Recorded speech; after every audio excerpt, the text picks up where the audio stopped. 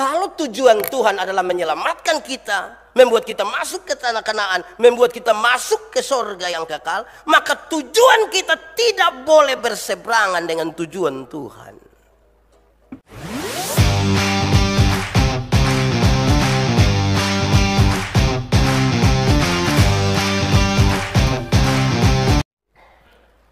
Tema kita ialah proses tidak akan mengkhianati hasil. Dan pembacaan yang disampaikan oleh Majelis Node terambil dari Yeremia, tetapi Yeremia pasal 18 ayat 1 sampai ayat yang ke-12. Yeremia pasal 18 ayat 1 sampai ayat yang ke-12. Pelajaran dari pekerjaan tukang periuk. Firman yang datang dari Tuhan kepada Yeremia bunyinya, "Pergilah dengan segera ke rumah tukang periuk. Di sana aku akan memperdengarkan perkataan-perkataanku kepadamu. Lalu pergilah aku ke rumah tukang periuk, dan kebetulan dia sedang bekerja dengan pelarikan. Apabila bejana yang sedang dibuatnya dari tanah liat di tangannya itu rusak, maka tukang periuk itu mengerjakannya kembali menjadi bejana lain menurut apa yang baik pada pemandangannya. Kemudian datanglah firman Tuhan kepadaku bunyinya, masakan aku tidak dapat bertindak kepada kamu seperti tukang periuk ini, hai kaum Israel? Demikianlah firman Tuhan, sungguh seperti tanah liat di tangan tukang periuk, demikianlah kamu di tanganku, hai kaum Israel. Ada kalanya aku berkata tentang suatu bangsa dan tentang suatu kerajaan bahwa aku akan mencabut, merobohkan dan membinasakannya. Tetapi apabila bangsa yang terhadap siapa aku berkata demikian telah bertobat dari kejahatannya, maka menyesallah aku bahwa aku hendak menjatuhkan malapetaka yang kurancangkan itu terhadap mereka. Ada kalanya aku berkata tentang suatu bangsa dan tentang suatu kerajaan bahwa aku akan membangun dan menanam mereka. Tetapi apabila mereka melakukan apa yang jahat di depan mataku dan tidak mendengarkan suaraku, maka menyesallah aku bahwa aku akan mendatangkan keberuntungan yang kujanjikan itu kepada mereka. Sebab itu, katakanlah kepada orang Yehuda dan kepada penduduk Yerusalem, beginilah firman Tuhan, sesungguhnya aku ini sedang menyiapkan malapetaka terhadap kamu dan merancangkan rencana terhadap kamu. Baiklah kamu masing-masing bertobat dari tingkah lakumu yang jahat, dan perbaikilah tingkah lakumu dan perbuatanmu. Tetapi mereka berkata, tidak ada gunanya, sebab kami hendak berkelakuan mengikuti rencana kami sendiri, dan masing-masing hendak bertindak mengikuti kedegilan hatinya yang jahat. Demikian firman Tuhan. Berbahagia setiap orang yang mendengar firman, memelihara dan melakukan dalam hidup setiap hari. Haleluya. Haleluya.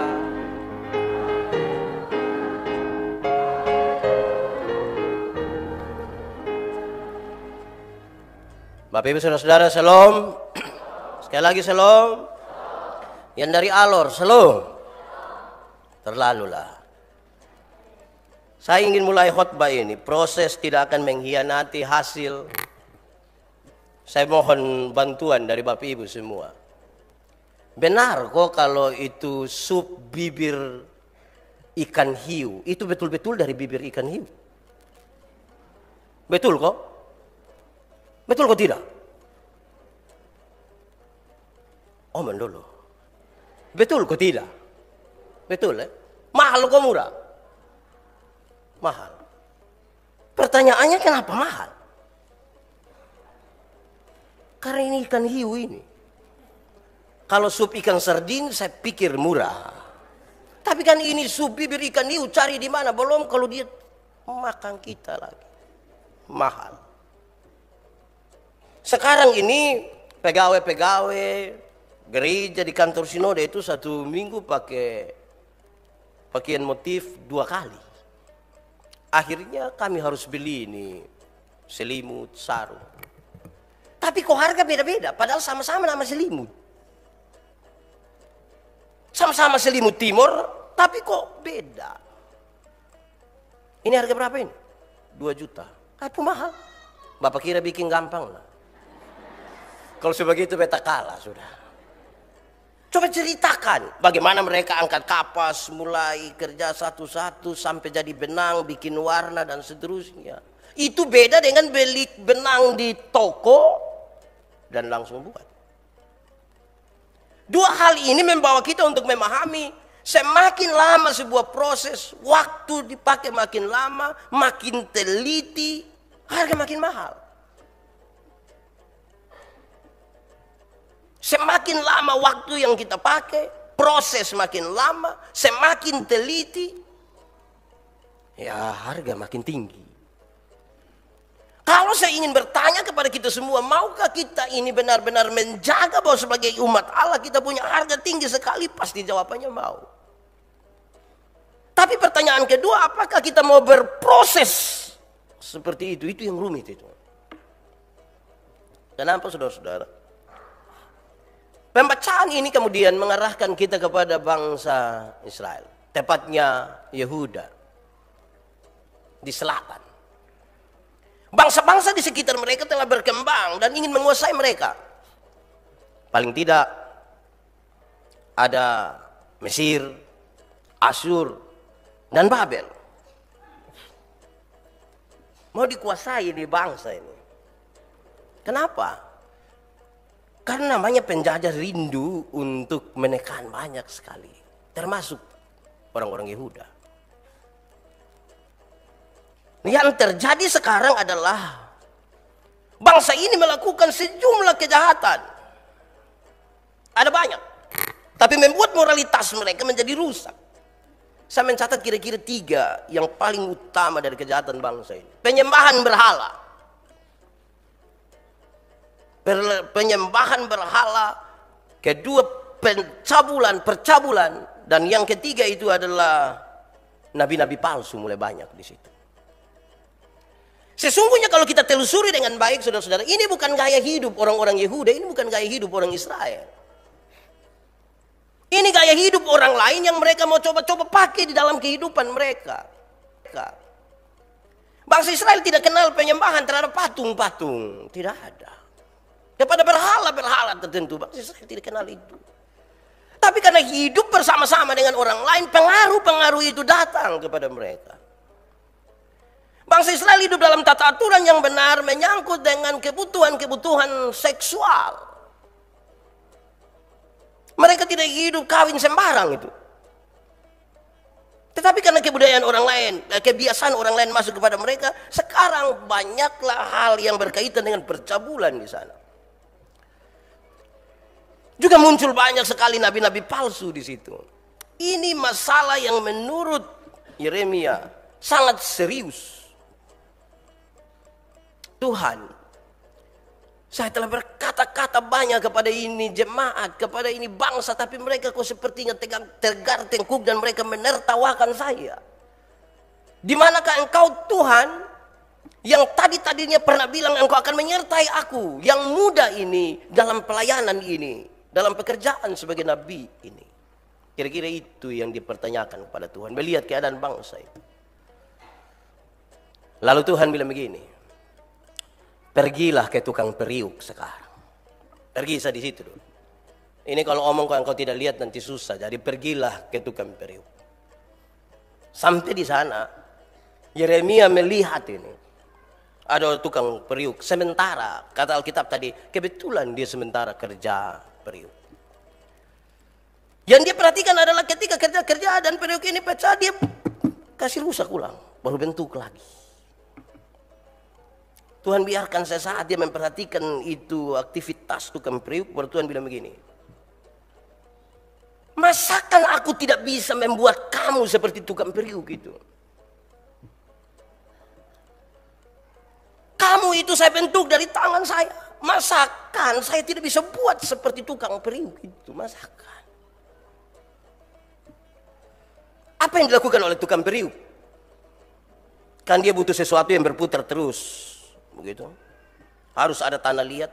Saudara bisa membayangkan kalau gambaran ini dipakai untuk kita manusia, ketika Tuhan menciptakan kita dan merancang sebuah kebaikan bagi kita, bagaimana kalau kita metaforakan sebagai manusia, kakinya mendayung begitu supaya ini barang tetap terputar. Tangannya membentuk, pikirannya tertuju pada gambaran apa yang ingin dihasilkan. Matanya melihat dengan teliti. Mutlak sekali bentukan ini ada pada tangan si tukang periuk. Mutlak. Periuk tidak boleh berkata apa-apa terhadap pembuat periuk. Kenapa pecah? Saudara-saudara, periuk yang dimaksudkan ini terbuat dari tanah liat. Saya kira kita yang masih kecil itu, apalagi kecil di Soen, Niki, Alor, itu kan dekat sekali dengan tanah liat. Kami suka pakai menyanyi baru bikin ini orang pun kepala, bulatan kecil, bulatan besar, taruh tanah liat. Kenapa kemudian pecah? Kalau dia pecah dipastikan ada yang tidak punya unsur liat di situ. Apa itu? Kotoran. Ada batu. Ada pasir. Pasti pecah. Harus dibuat begitu rupa sampai diperiksa, teliti baik-baik. Oh, ini bersih dari kotoran, dari batu, dari pasir, baru jadi. Kira-kira itu gambaran di mana Tuhan merancangkan kehidupan kita. Termasuk juga orang-orang Yehuda waktu itu. Tapi saudara tahu betapa manusia yang Tuhan bentuk ini memberontak terhadap yang dibentuk, yang membentuknya. Manusia lebih suka mengikuti apa yang mereka mau. Kalau penyembahan berhala itu menjadi model kan orang lain punya terus mereka ikut. Kayaknya kalau tidak sembah berhala ketinggalan mode itu. Kita kan sekarang ada dalam dunia yang harus ikut mode toh. Nah sekarang ketika semua orang menyembah berhala dan kita tidak kuno, lu kampung. Asal mana? Yang kedua saudara-saudara, percabulan. Enak toh? Enak atau tidak? Kenapa saudara tidak omong? Enak itu. Sesuatu yang ikut mode, yang enak itu siapa tidak mau? Yang ketiga saudara-saudara, penyembahan berhala. Apa? Nabi-nabi palsu. Nabi-nabi palsu itu bawa omong ke nabi-nabi. Kepingin didengar, kepingin ada pada posisi-posisi puncak, tapi dia palsu. Siapa tidak butuh popularitas, siapa tidak butuh terkenal, siapa tidak butuh kalau dia omong sekali semua langsung, aduh bapak su omong jadi. Ini hal-hal yang membuat bangsa ini berbalik melawan Tuhan. Dan sekarang waktunya Tuhan harus mengajar mereka. Tuhan harus mendidik kembali mereka. Memproses kembali mereka supaya mereka mengerti sesuatu dalam perjalanan ini. Karena Tuhan sesungguhnya punya rancangan yang baik. Apa itu saudara-saudara? Persis seperti unsur-unsur dalam pendidikan. Yang guru dong saya izin. Kira-kira ada 5 hal yang Tuhan buat dalam proses cerita tentang tukang periuk ini. Ini persis seperti orang berproses dalam pendidikan. 1, dia taruh dulu tujuan di situ. Apa sih sesungguhnya tujuan dari Tuhan memilih umatnya Israel? Apa tujuannya? Kita bisa lihat dia dalam 3 dimensi waktu yang berbeda. Ketika mereka masih ada di Mesir sebagai budak, Tuhan harus menyelamatkan mereka di situ. Bawa mereka keluar. Itu yang membuat Tuhan memilih mereka. Harus selamatkan mereka dari perbudakan secara fisik. Mereka harus dibawa masuk ke tanah Kanaan. Tapi kalau kemudian ini menjadi simbol dari pembebasan dosa, maka kemudian ini menjadi penting. Kenapa Tuhan memilih umatnya, termasuk nanti saya dan saudara? Supaya kita semua diselamatkan. Ini tujuan paling utama. Kalau tujuan Tuhan adalah menyelamatkan kita, membuat kita masuk ke tanah Kanaan, membuat kita masuk ke sorga yang kekal, maka tujuan kita tidak boleh berseberangan dengan tujuan Tuhan. Hal-hal yang melawan Tuhan itu jahat. Pendidikan menjadi gagal di sini kalau tujuan besar dari Tuhan tidak direspon secara baik oleh manusia. Kedua, isinya. Buat Ame tujuan terus isi. Isinya apa? Sejumlah peraturan, hukum dan ketentuan-ketentuan Tuhan atur. Karena engkau harus masuk ke Kanaan, engkau harus masuk surga itu, engkau harus bebas dari segala macam, maka sejumlah hukum dan ketentuan-ketentuan Tuhan buat. Harus ikut ini, itu isinya. Setelah isi itu, proses, yang ketiga prosesnya dibiarkan sekarang, lakukan. Tapi proses itu menarik. Tuhan membiarkan mereka berinteraksi dengan bangsa-bangsa lain, termasuk Mesir, Asyur, dan Babel. Prosesnya di situ. Bikin Ame tujuan, isinya dia taruh dengan sejumlah peraturan. Sekarang prosesnya dia membiarkan berinteraksi. Hidup sudah dengan orang-orang yang pemalas gereja, hiduplah dengan orang-orang yang tukang bamaki, hiduplah dengan proses. Keempat, media dan alat yang Tuhan pakai adalah bangsa-bangsa lain. Proses dengan bangsa-bangsa lain itu sekaligus menjadi alat dan media. Sekaligus itu menjadi ujian bagi mereka. Menjadi ujian bagi mereka. Baru yang terakhir, penilaian. Ternyata setelah ditaruh ini 5 pokok ini, waktu dicek bangsa Israel tidak lulus. Tidak lulus ujian. Ibarat periuk tadi tidak bisa menjadi periuk, harus dihancurkan dulu. Untuk kemudian tukang periuk itu membentuknya menjadi lebih baik. Harus dihancurkan. Persoalannya adalah saudara, kalau kita ditanya, saudara mau jadi baik, jawaban saudara adalah amin, lalu apakah saudara mau dihancurkan oleh Tuhan? Apakah kita mau dihancurkan oleh Tuhan untuk sebuah hasil yang baik? Ini sebuah batu uji bagi kita. Ujian. Bukan coba. Biasanya kalau mau naik kelas itu kan pakai ujian. Mau tamat SD, SMP pakai ujian. Betul toh? Ujian nasional. Bukan coba nasional. Saya mau SMP ini ada sementara ikut coba nasional nih. Kan tidak begitu. Ujian, mau naik kelas. Tapi ujian ini harus dengan hasil akhir lulus. Kira-kira begitu. Sekarang mari kita lihat hal-hal praktisnya dalam kaitan dengan pendidikan, dalam kaitan dengan kita hari ini. Tema kita bilang, proses tidak akan mengkhianati hasil. Pak Pendeta, kami mau sukses bersama-sama dengan Tuhan. Pendidikan itu kan ada 3. Izin bagi yang aktivis pendidikan. Pendidikan formal, itu yang SD sampai semua. Pendidikan non formal itu yang kursus balet. Dan pendidikan informal itu yang di rumah. Makanan dari mana, suara dari mana. Sampai lu gitu, itu di rumah. Ini pendidikannya. Sekarang saudara-saudara kita akan belajar proses yang menolong kita sekaligus memahami maksud Tuhan. Kadang-kadang kita rasa Tuhan proses kita, Tuhan sementara didik kita, Tuhan sementara ajar kita, tapi kita tidak tahu Tuhan mau bawa kita menjadi apa. Jadi periuko, jadi gelasko, sendoko, garpu. Pertanyaan besarnya adalah bagaimana sekarang saya mengerti? Apakah yang Tuhan buat itu terlampau sulit untuk tidak bisa dimengerti? Jawabannya tidak. Yang Tuhan buat bisa dimengerti. Apa itu? 1. Tuhan buat sesuatu secara nyata. Proses kita itu nyata. Saudara sakit, itu nyata toh? Nyata.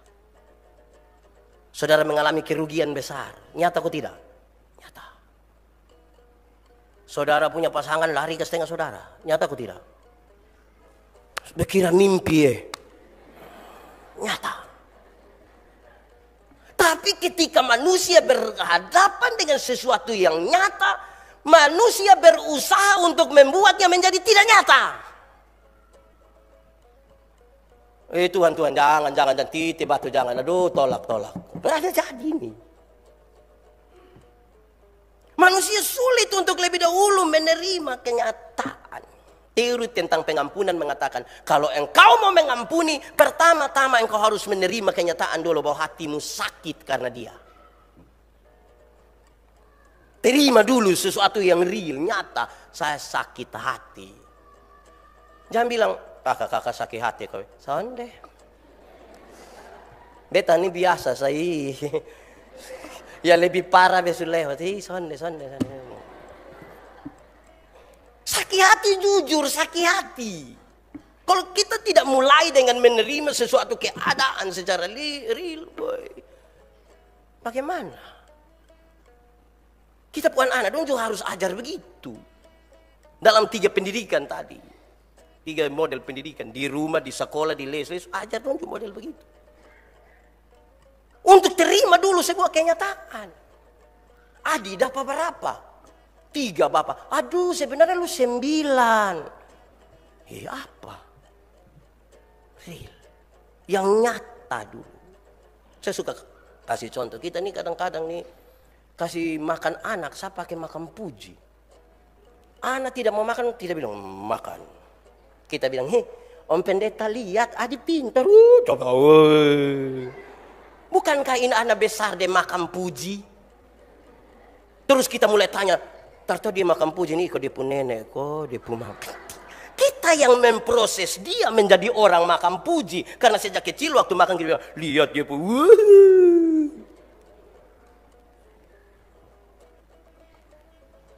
Kita nih kadang-kadang anak hitam sedikit kita pun cara panggil itu tidak baik. Black. Nanti besok-besok ketika anak mulai rasa minum kita bilang, tahu. Kita yang memproses dia. Itu masalah tuh. Terima dulu, terima dulu. Jangan mulai sesuatu dia menolak. Tidak. Saya kalau saya tidak. Hai. AB itu anak TK. Orang dewasa itu dengar dulu, terima dulu, kasih masuk di sini. Anak-anak PAUD dong yang kita lewat dong ada yang menghafal. A, B, A dibaca ba. Dia kalau pulang kau udah beli apa mama, saya kalau su A, saya kalau su BB, tanya dia, TK di. Itu cari masalah saudara-saudara. Jangan coba-coba cari masalah. Ada seorang mahasiswi. Ini sebuah cerita bijak yang baik. Saya dengar cerita ini. Seorang mahasiswi ini, dia pun mama penjual sayur. Tapi dia tamat, dia lulus dengan nilai paling tinggi. Pokoknya dia paling tinggi. Kum apa kok? Kum apa? Itu. Terus setelah dia tahu bahwa dia nilai paling tinggi, diundang oleh presiden, diundang oleh gubernur segala macam. Berdasarkan lulusan dengan nilai tertinggi ini, dia coba melamar pekerjaan di beberapa tempat. 1 tahun dia lamar-lamar kerja, tidak dapat. Tidak dapat. Kenapa tidak dapat? Belum cocok. Masa aku beta tamat dengan begini nih? Baru dong hanya mau kasih beta model begini. Biar sah. Karena dia bikin capek diri. 1 tahun tidak dapat kerja, dia pun mama coba-coba nasihat dia tidak mama kui ilmu betul dapat susah, mama kerja susah-susah baru ke sekolah betul ini. Oke, satu saat dia pembiam besok ke beta pi pasar Dia mama bawa lemon Cina pi jual. Dia mama taruh harga 50.000. Karena memang dong lemon paling baik di antara lemon-lemon semua. Orang di sebelah pun 45.000, dia pun 50. Tanta, kas kurang sedikit. Tidak, ini lemon paling baik. Besok keliling dunia ini lemon paling baik. Hari mulai menjelang siang jam 10, orang-orang pun sudah deka habis. Dan pun belum ada satu pun terjual. Tetap 50.000. Sekarang posisi jam 2 siang, orang-orang pun tinggal 1-2 kumpul mau pulang. Orang jual dengan 20.000. Setelah itu orang pun pulang, dong semua pulang, tinggal dia mama dan dia anak. Ada orang satu kebetulan lewat tanya, Tante, Lemon berapa? 50. Ay, susi yang ini bisa 20 kok. Nah, ambil sudah. Setelah 20.000 diambil oleh pembeli terakhir ini, dia anak protes. Mama, duduk satu hari antero percuma. Kalau memang mama mau jual 20, saudara tadi. Ini kita sudah duduk dari pagi sampai siang, ini baru mama jual 20. So tadi kalau 40. Dia mama jawab ringan sah. Keluang. Lu terlalu bagaya apa dan lu pun nilai paling tinggi. Sampai-sampai honor yang 700 lu belum mau. Lu mau langsung yang 70 juta. Makan itu ijazah.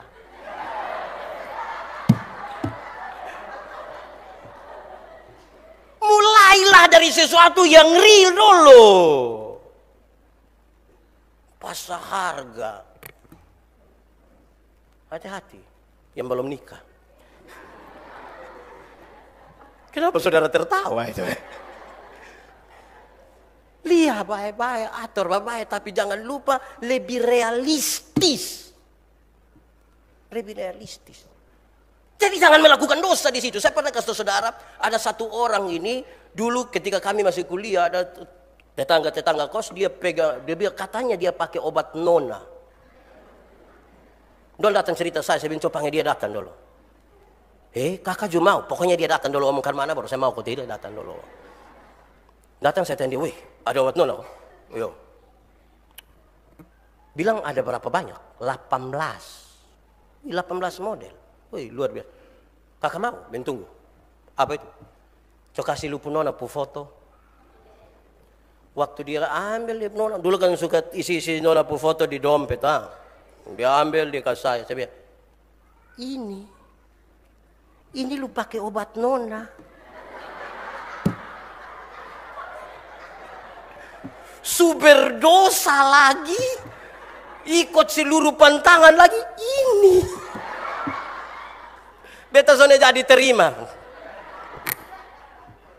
Kalau lu terlanjur pakai begitu terus itu ya Agnes kok siapa? Ini paham saya maksud realistis lah dengan keadaan. Realistis. Kadang-kadang kita ikomode tapi tidak realistis. Saya nasihat saya adik-adik nona don dulu masih ada zaman di mana orang pakai baju itu kasih tunjuk dia punya pusat itu. Di satu tempat saya masih jadi pendeta di situ, saya panggil dong adik. Kakak kasih ingat kakak nah. Kakak kasih ingat. Artis itu kalau dia pakai begitu, itu mungkin karena tuntutan kerja. Tapi dengar, artis itu dalam dia pun kamar tidur ada kamar mandi. Jadi dia keluar dari kamar mandi langsung kamar tidur. Ganti pakaian pakai di situ. Keluar dari kamar tidur langsung ruang keluarga. Ruang makan. Dia makan di situ, buka pintu ruangan itu langsung garasi oto. Langsung masuk oto. AC, tempat kerja mendukung untuk itu. Aman. Tapi lu pi pasar naik trek.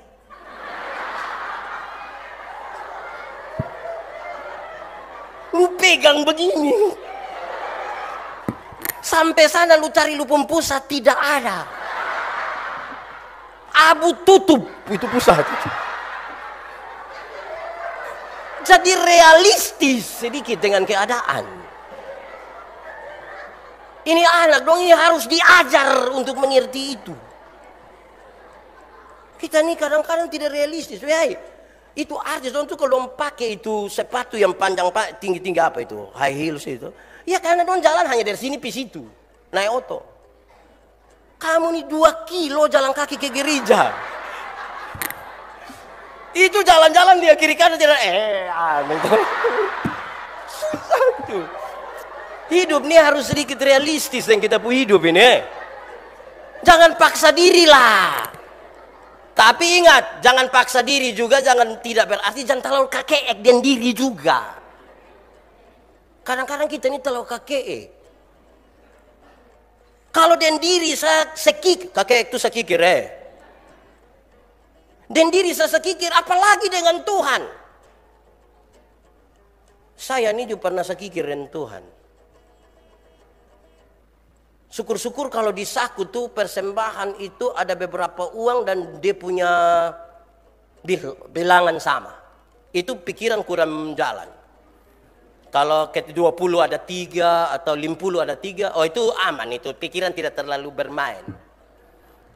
Tapi kalau ada 2.000, 5.000, 10, 20, 50, itu mau angkat tuh ke kita ke bergumul apa ya? Oh. Akhirnya tutup mata baru pilih. Tapi kan dia sendiri susun, dia sudah tahu 2.000 di mana. Itu.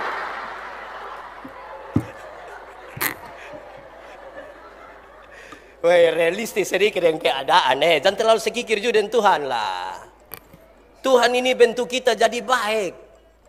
Nanti ketika kita tidak baik, kita mau bilang ini Tuhan yang salah nih kok.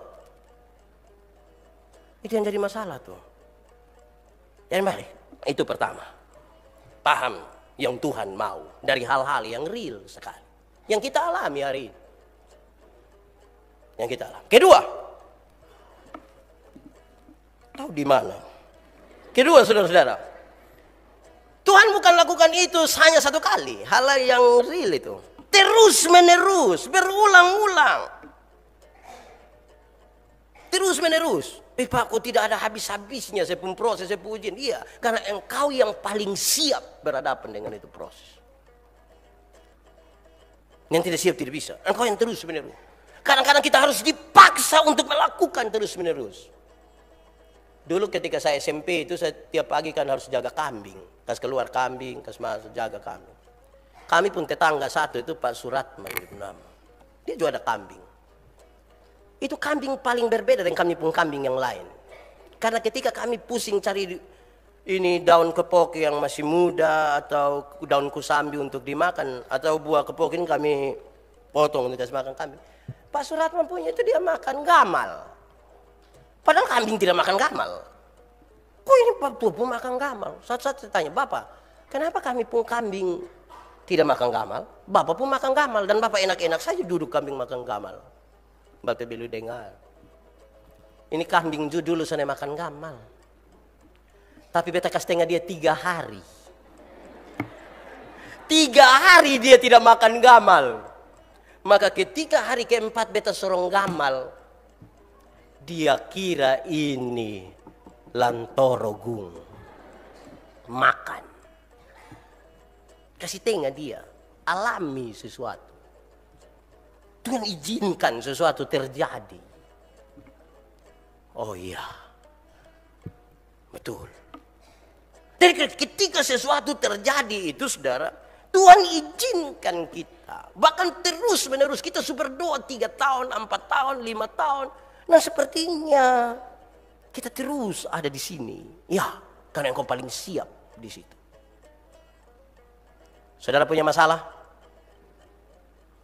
Memang seperti biasa. Tidak usah omong. Saya lihat ini muka penuh masalah semua. Ya Tuhan izinkan.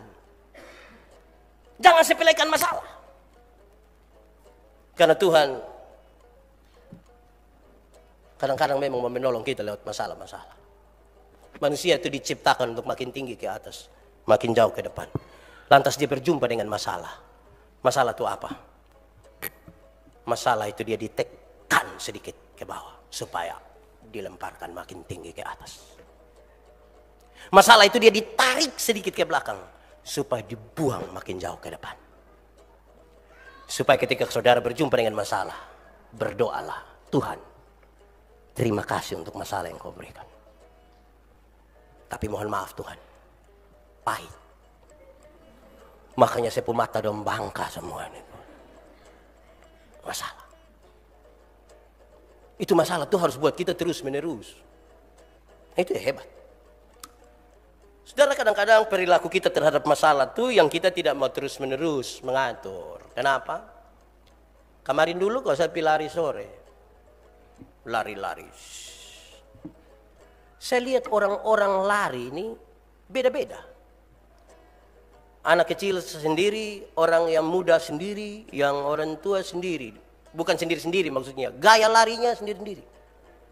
Yang anak-anak kecil itu Yang sepengetahuan kita dia tidak ada masalah dengan berat badan, dengan kolesterol.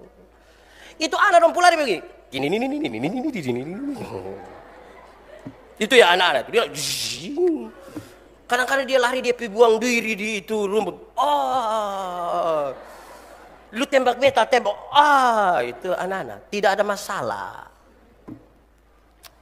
Kalau yang pemuda mulai 20 sampai kira-kira 35 tahun, dong pun cara lari agak lain. So tidak lagi yang ini. Dong lari itu lebih. Itu sambil kelihatan sehat sekali dia tuh. Padahal hancur di sini. Kenapa? Dong belum punya banyak masalah. Dong waktu belum banyak tersita untuk kerja. Dong bisa atur ini postur sesuka hati dorang. 1:30 potong berpulang kantor dong sulari. Karena lemak mau ada. Tapi coba lihat yang mulai umur 50 ke atas. Dong sebenarnya jalan. Tapi bikin kelari.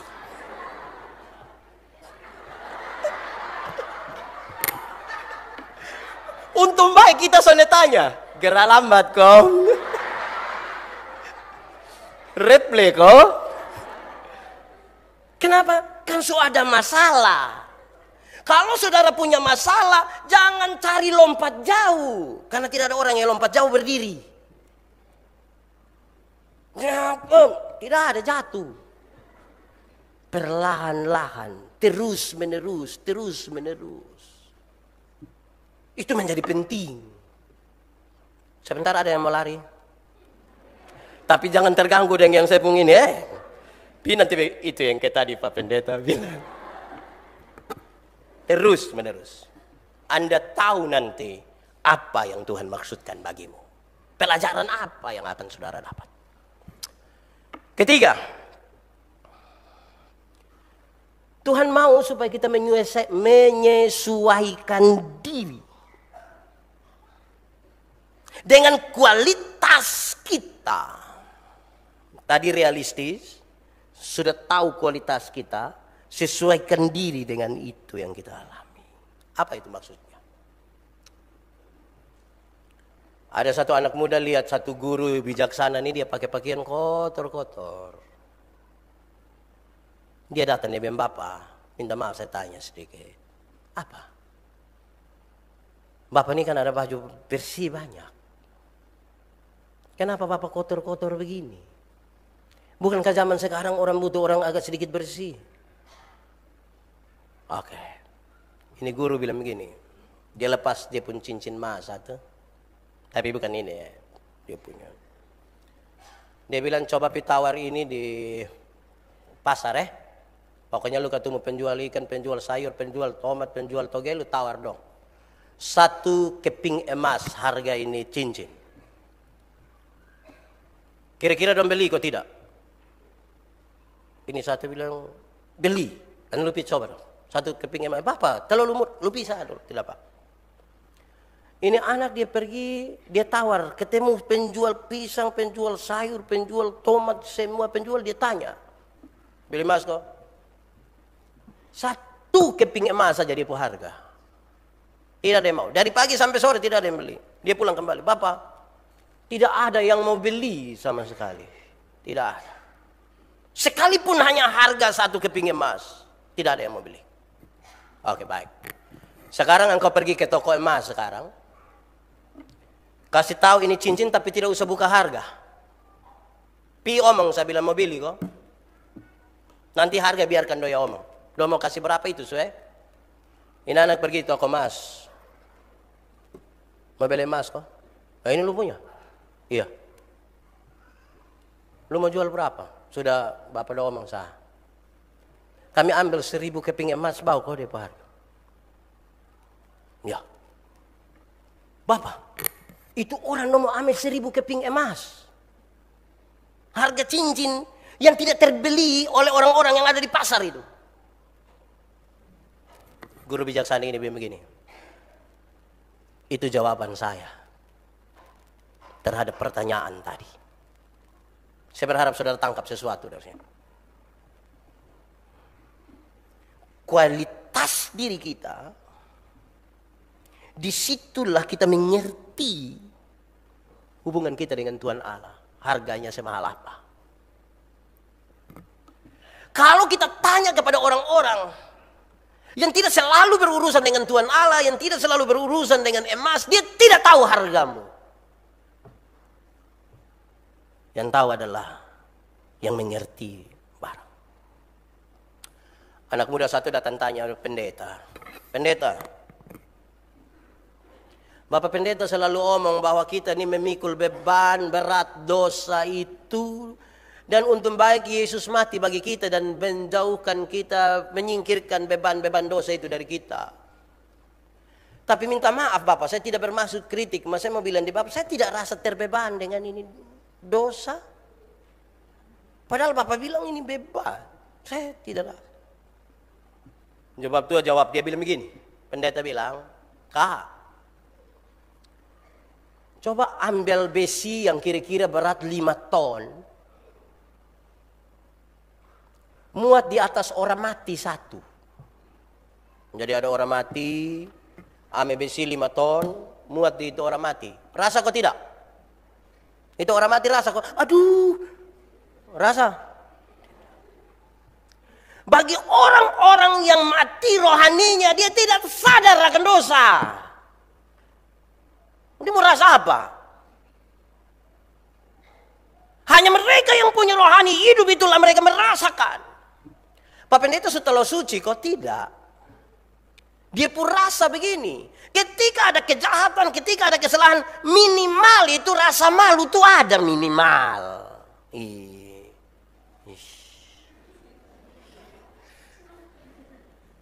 Minimal, minimal. Kalau itu sudah tidak ada lagi, itu sudah mati. Bukan hidup, sudah mati itu. Kalau begitu saudara, masih hidup kok? Hidup? Luar biasa. Hidup. Karena hidup itu yang membuat kita merasakan ada tekanan itu. Termasuk juga persoalan. Kalau nanti saudara sudah mati, saudara tidak ada lagi persoalan. Ada yang mau bebas dari persoalan sekarang? Pergilah ke rumah Bapa. Selamatlah engkau. Seberapa itu? 3. 4.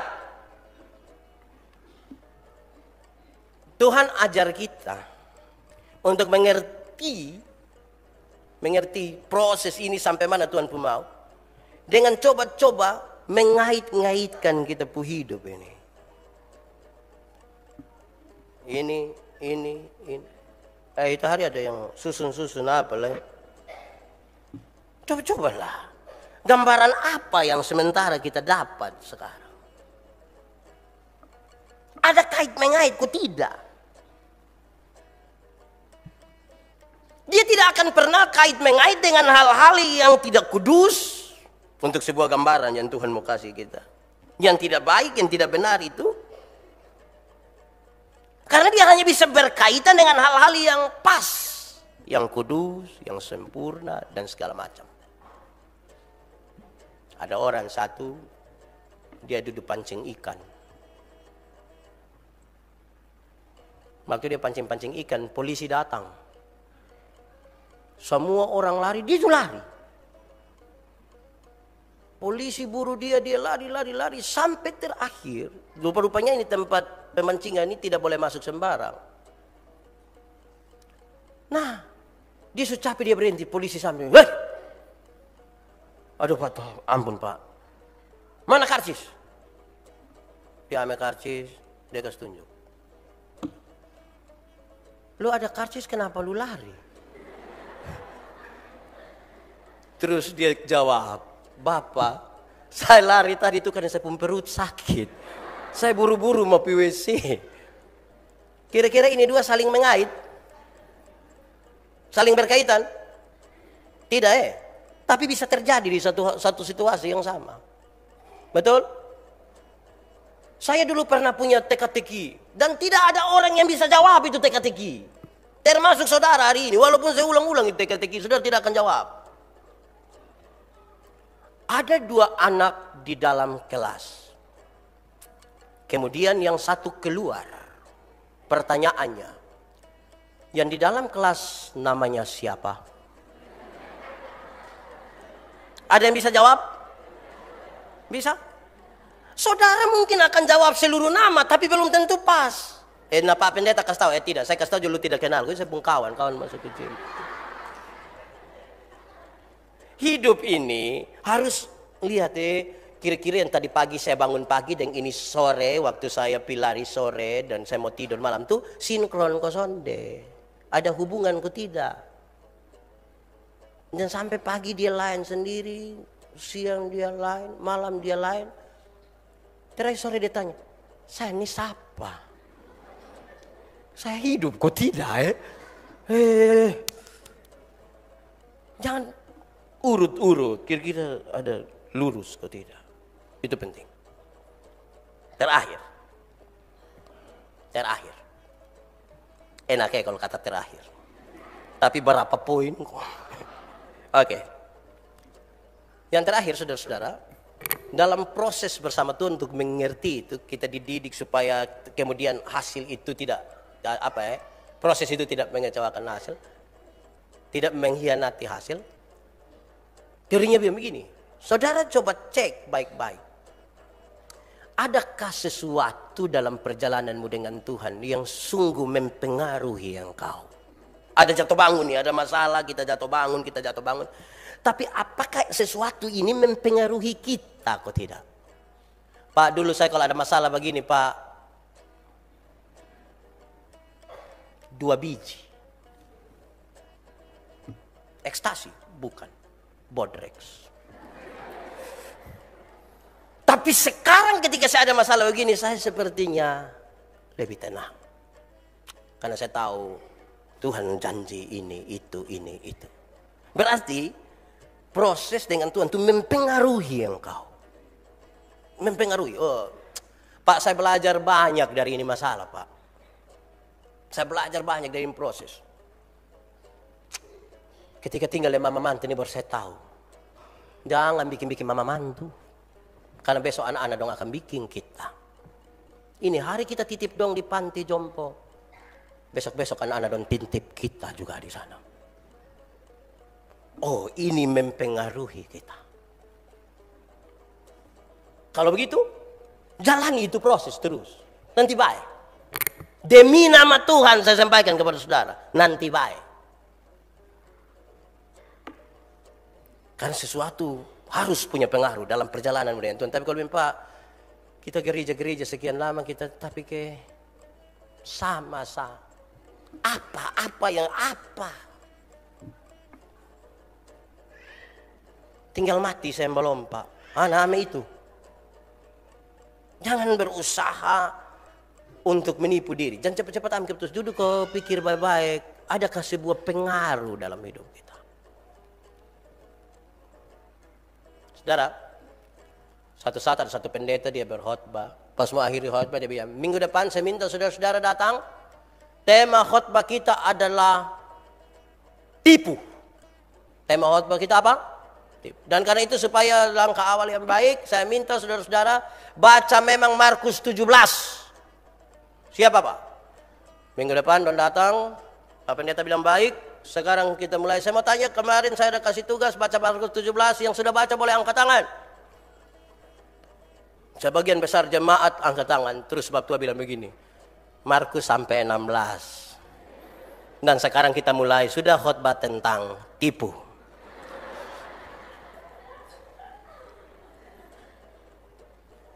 Betul Kadang-kadang kita punya semangat jawab tuh terlalu tinggi.